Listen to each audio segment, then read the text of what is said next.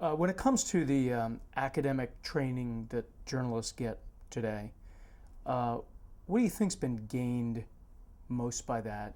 And contrast that with if you think we're losing anything these days in the academic training they're receiving.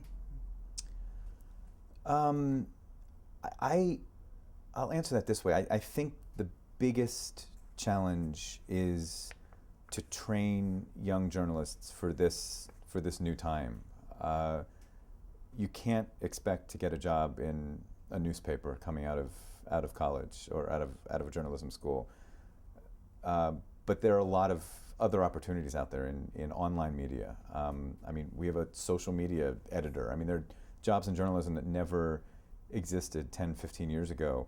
So I think one of the big challenges is making sure that students are being trained in all of these new fields so they don't come out and just have the training to go to a newspaper job. And if they don't get that newspaper job, they're sort of lost.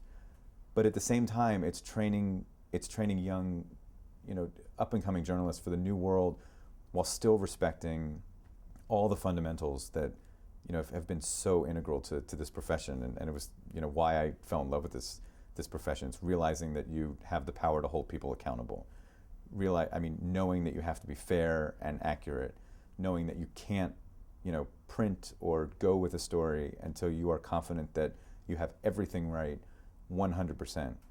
And those fundamentals are no less important today than they were 10, 15, 20 years ago. And the temptation, to send a tweet, because you're sitting there on your iPhone, as a journalist, it's huge. It's really tempting to say, well, I have this observation about this, and I'm going to send it out. It's still your name, it's still your news organization, it's still your reputation. And even though it's 110 words, 110 characters in a tweet, it's as important as ever to understand the responsibility you have. And so that's the right balance. And at Penn State, hearing from the dean about a class on traditions and principles makes me really happy, because I feel like that's the component that needs to still be taught, while also preparing young people for the reality of this crazy new world. And I think we'll talk a little bit more about social media as we go on here and the ethics part of it. As you probably know by now, at Penn State we require our journalism students to take an ethics class. How did young reporters develop their ethics awareness in the days before such formal training? It was in many ways, and I took sort of a different route because I didn't go to journalism school, and I went to a university that didn't have a journalism program. So it was really taught, as I went along.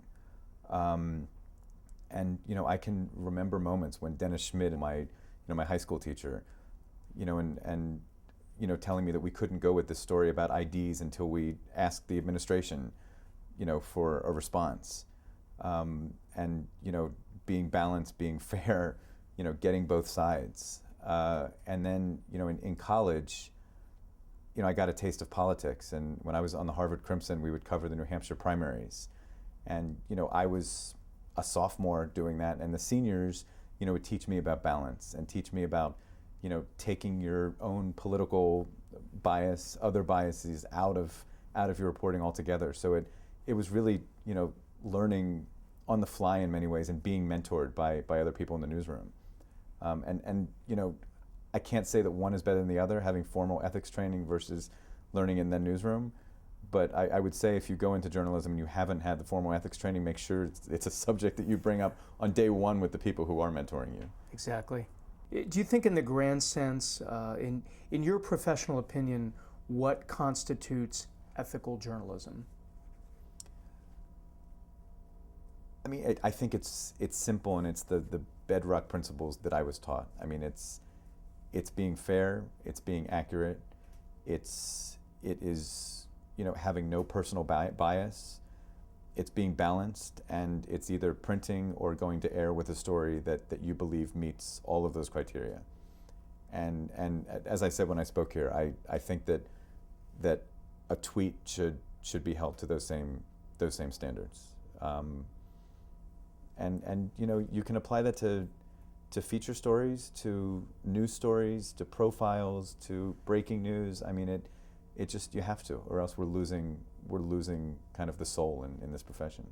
You led in perfectly to the next question here, which really is, what changes you've seen in journalism during your career. And let's talk about that for a minute, particularly social media, and how you think that is already changing the way we as journalists do things and where it might be headed. Yeah, the big question that I have is how does social media and how does something like Twitter fit into the demands that especially the younger generation is making right now? I mean, is Twitter how they want to get their news? And I don't know the answer to that. I mean, I watch a lot of people on the campaign now, and I think back to 2008, 2004 campaigns I covered. I would spend the time that I wasn't writing a story or recording a piece or doing interviews, I was, sitting down having, coffee or a drink with a campaign staffer, trying to learn as much as I could. I was sitting down with other journalism colleagues, kind of talking about the next day. And I was breathing and relaxing for a few minutes, which I thought was important, and I was thinking about my story for the next day. Now it feels like every free second, a lot of my colleagues are sending tweets or posting on Facebook. And it's an amazing opportunity to stay in touch with, our audience. And watching my colleagues find the balance and do that in a really responsible way. I mean, I'm enamored by the number of, followers that a lot of my colleagues have. And I mean, they clearly have found a new way to get news to people and reach people and engage with our listeners, which is wonderful. I just can't figure out, that the effort that they're making and that that I'm making in social media, to what end? And I think that's the big looming question right now. Is this what people who are 17, 18, 19, 20, is this the way they want to get their news in the coming years? Is this a fad right now? If this is the way that people want to get their news, it's in smaller chunks, it's in 140 characters instead of long stories. So how do we respond to that demand in some responsible way that makes sure that we're not just throwing out the news in little tidbits, that it actually still is meaningful and has depth?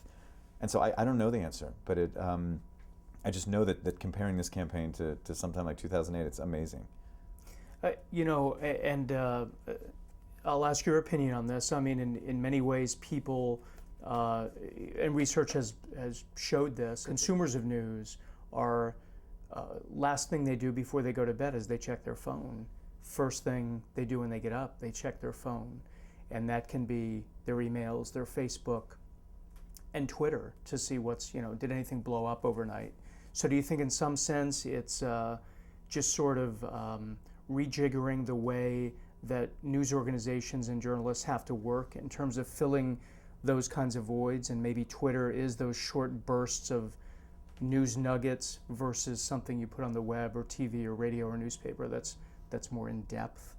Yeah, I just an example. I mean, I woke up, I remember a morning really recently when there was a brand new, I went on Twitter, which I don't always do, but I did it on this day, and saw that there was a brand new poll out from Pew giving Mitt Romney a 4% lead nationally over President Obama. And my first reaction was not to keep scrolling down at 100 more tweets. I clicked on the link to a New York Times blog and spent 10 minutes reading, this great piece that dug into that poll, put it in perspective, also brought up swing state polls, other national polls, and I left that really fulfilled. And here was what I considered a great Twitter experience. Now, to me, if that's what's going on, I get it. This is a way to blast out, stuff that we do, or news organizations to blast out what they're doing, for friends to tell others, like, this is what's interesting me. It's like a conversation online, which I think is wonderful.